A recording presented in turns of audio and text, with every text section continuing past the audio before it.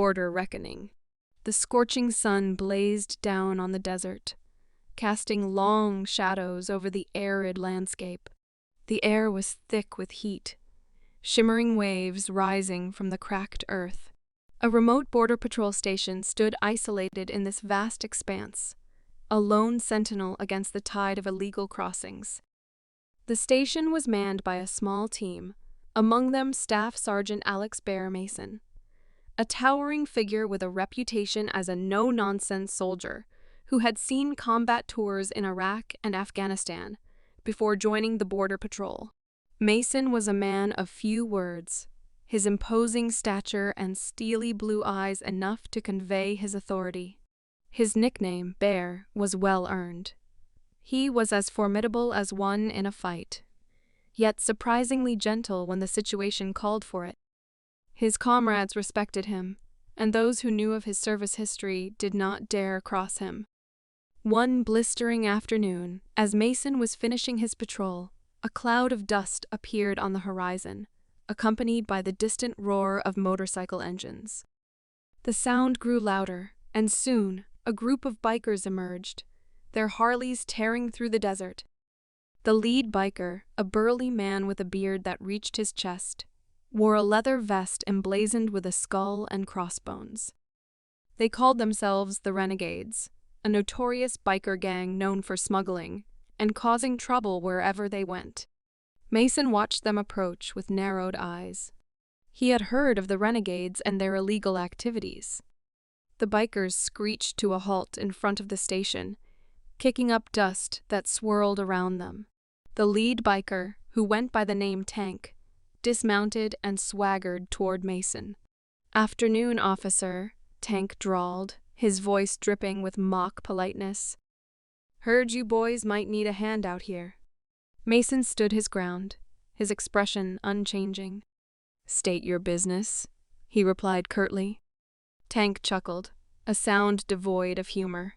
"We're just passing through, looking for a place to rest.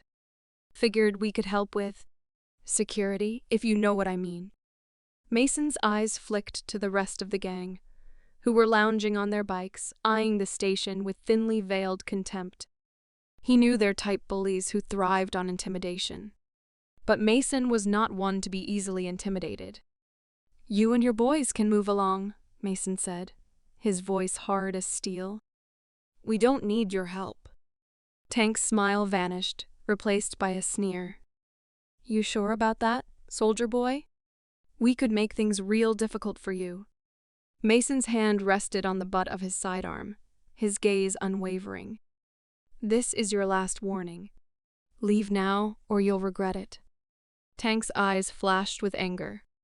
"You think you can take all of us on? You're outnumbered, man." Mason didn't flinch.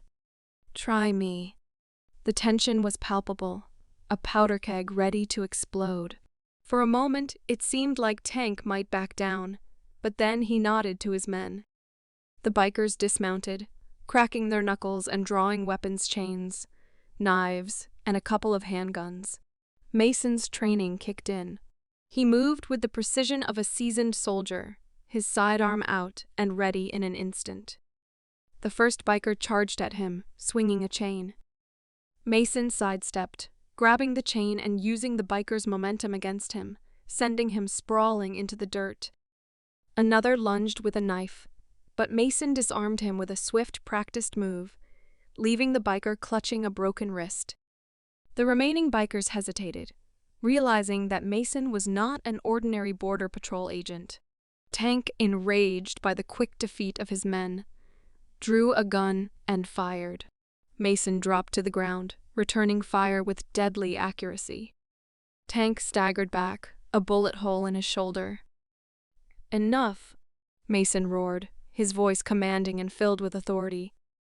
"Stand down." The bikers, seeing their leader wounded and their advantage lost, backed away. Mason kept his weapon trained on them, his gaze cold and unyielding. "Get out of here," he said. "And if I ever see you or your gang near this station again, you'll regret it." Tank, clutching his bleeding shoulder, spat on the ground. "This ain't over, soldier boy." We'll be back. Mason watched as the bikers mounted their Harleys and roared away, a cloud of dust marking their retreat. He holstered his weapon and took a deep breath, his heart still pounding from the confrontation. As the dust settled, Mason's comrades emerged from the station, having witnessed the entire altercation. They approached him with a mixture of awe and relief. "Man, that was intense," one of them said, shaking his head. "You sure know how to handle yourself, Bear." Mason nodded, his expression softening slightly. "Just doing my job. Let's get back to work."